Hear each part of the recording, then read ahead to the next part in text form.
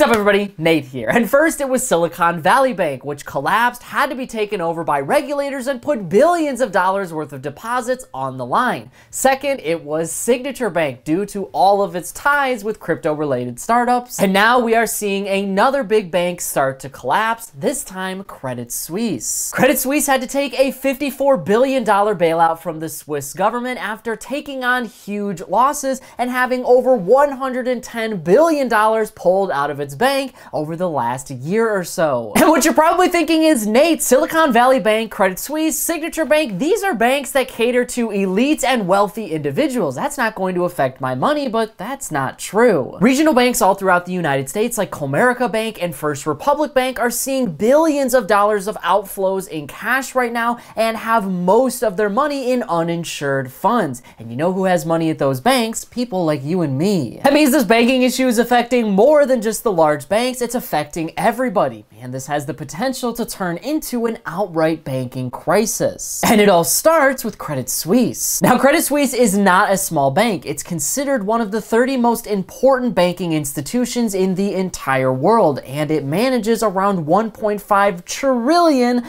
worth of assets. Now, it is definitely true that Credit Suisse does cater more towards your wealthy and, of course, your big investors. Most of its money and most of the people that it works with are companies and really wealthy entrepreneurs. But its collapse could end up affecting just about everyone in the banking world and your money. The crisis from Credit Suisse today came from its stock price actually plunging around 30% just the other day. And the reason for this is because the Saudi National Bank said that it was no longer going to be providing funds to the bank. This is because the Saudi bank and the Swiss government and Credit Suisse have sort of regulations about how much another institution can fund another bank. And the Saudi National Bank was reaching its limit. So the Saudi National Bank couldn't put any more money into Credit Suisse, but for a bank that has over $100 billion worth of assets and money, you'd think this wouldn't really be a problem. Well, you would be wrong, because Credit Suisse has a lot of other liquidity and debt issues that it's been taking on, and these issues stem from a couple years in the past. Credit Suisse over the last year or so has been trying to raise billions of dollars worth of funds because it's been taking on some huge losses from some of its bonds and from some of the companies that it has loaned money out to defaulting on their debts. Not only that, but some of its strategy hasn't really been working for a lot of the investors who have been putting money into the bank. So they have been putting their money out in record rates, and it's led to $110 billion outflowing from the bank over the last few months. Not to mention, the bank has had to pay a ton of fines to the European banking system over scandals and other breaks in regulation. Now, what happened here was when the Saudi bank said that they weren't going to pay anymore, well, investors and people who had money in Credit Suisse all of a sudden realized that Credit Suisse was not going to be able to pay back all of the debts that it's taken on and all of the realized losses it's had from all of its bond payments. So they started to pull their money out, and what you had was, once again, a classic run on the bank. With that happening, now it didn't have enough liquidity in order to pay all of its debts and to survive. So the Swiss government actually had to go in and bail the bank out. This means that they literally provided taxpayer money and federal funds to give money to Credit Suisse. Many are saying that this is not going to be enough, as it still has a lot of strategic issues and the bank is still taking a lot of losses. But that's not the only issue here. Two of the biggest issues that have been going on with Credit Suisse since pretty much the middle part of last year is, one, it has been taking huge losses on credit default swaps. Basically, when you invest in something like Credit Suisse is an investment bank that puts its money in mortgage-backed securities, a lot of these big firms are also going to get something called a credit default swap. So if their investment doesn't work out, all of the liability and all of the debt has to be repaid by an insurance corporation. That ensures that money continues to flow around the system. The problem is these credit default swaps have grown exponentially over the last couple of years because banks have had really low interest rates to invest, so they've been buying more and buying more more. And now with interest rates going up by European central banks and by the Federal Reserve,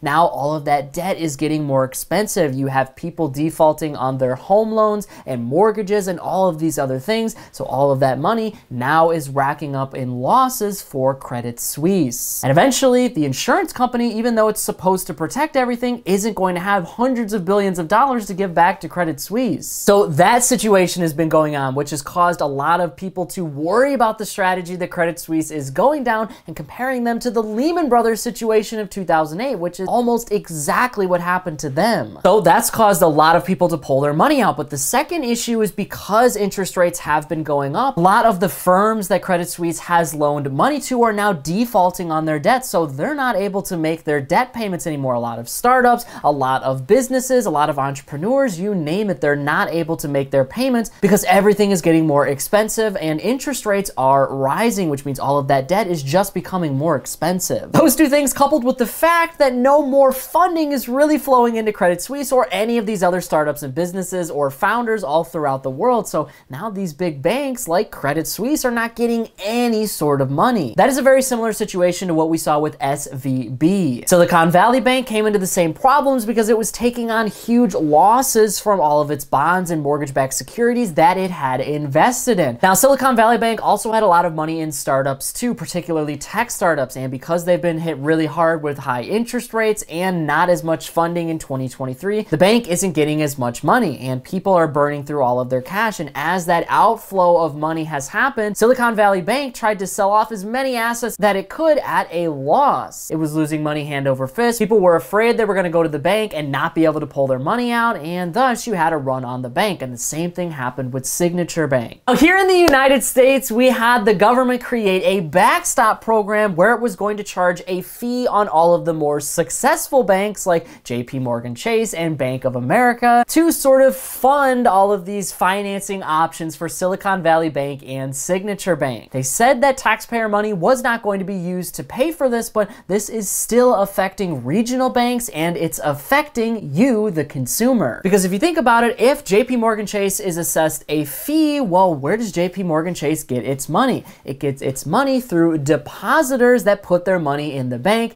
i.e. you. So even though you're not directly paying for the failures of Silicon Valley Bank and Signature Bank, you still kind of are if you have money at bigger banks throughout the United States. A new report from Moody's shows that there is a ton of risk amongst regional banks all throughout the United States, which is causing people to pull their money out of those banks. One of the biggest risk factors is that a lot of these banks have around 50, 60, 70, and 80% of uninsured funds. So if they were to take on similar losses because they invest in similar things like mortgage-backed securities and bonds that are now going down in value, that means they're not going to have as much money to pay their debts, which means they're going to have to sell more of these assets at a loss, and that could cause a lot of people to get scared and pull their money out. The issue is if everybody does that all at once, now you have a bank run. And what you're probably thinking is, well, FDIC, the Federal Deposit Insurance Corporation, should kick in and protect around $250,000 of all of those depositors' funds. And it definitely will, but the issue is the vast majority of these banks have uninsured funds, which means people are not going to see their money protected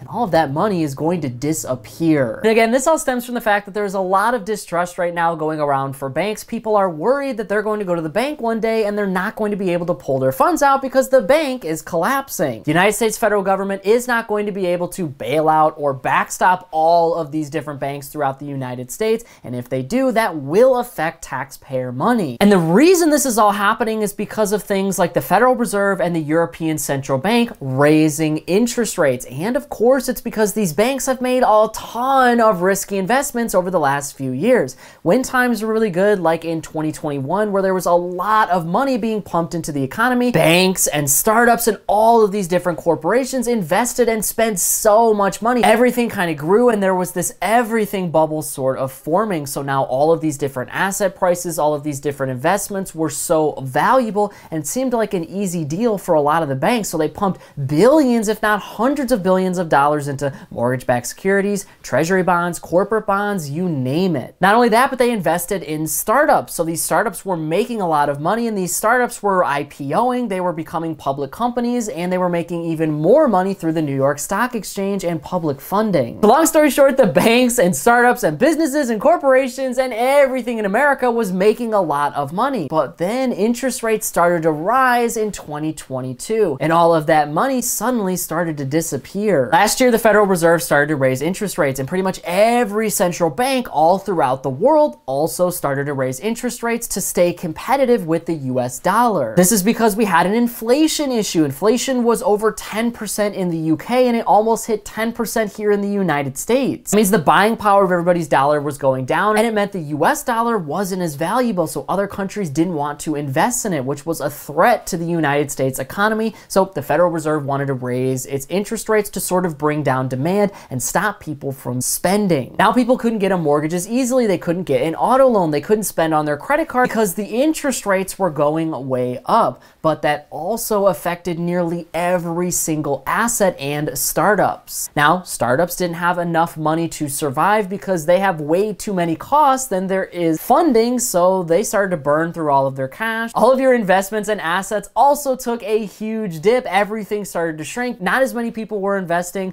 Mortgage-backed securities went down in value because people were defaulting on their loans, and there wasn't as many people buying houses. Not to mention, home values are starting to come down. And of course, corporate bonds went down too because the larger market was losing profits and not as many people were buying them. That sell-off has now translated into this banking crisis because banks were connected to all of it. They hold money and they also invest the money that you give them. So what exactly is coming next? Well, the Federal Reserve has a meeting on March 21st and 22nd to assess their next rate hike. So if they continue to raise interest rates quickly and aggressively, then that's just going to make this whole problem a lot worse. Banks are going to take more losses, people are not going to be able to buy as many things, and you're going to have a lot more issues, and that could ultimately send us into a recession because our entire economy is restricted and people can't buy anything and nobody wants to invest. But if the inverse happens and they stop raising interest rates and they actually start lowering them, then that could create a lot of inflation, and sure, things will probably improve and we'll avoid a short-term crisis, but in the long term, really low interest rates just cause really big problems. That's why we've seen a big explosion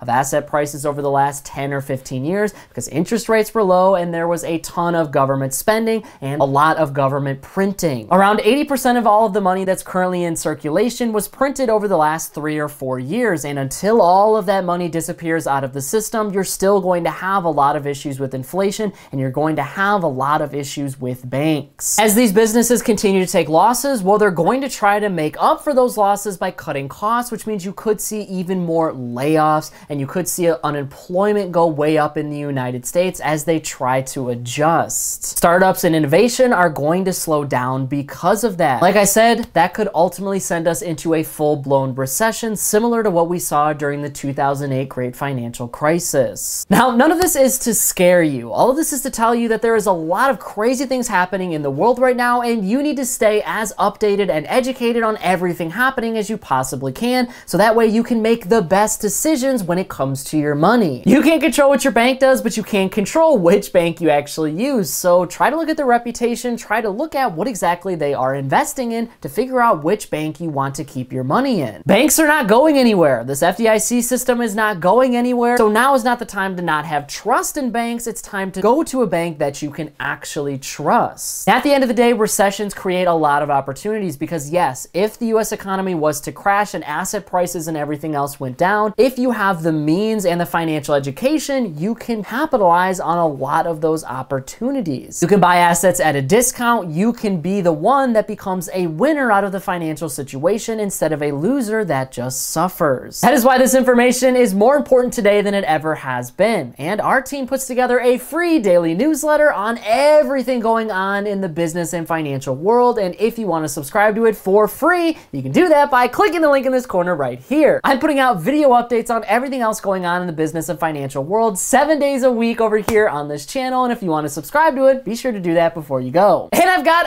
another video that breaks down something kind of crazy, so you should check that out before you go. That is it for me, everybody.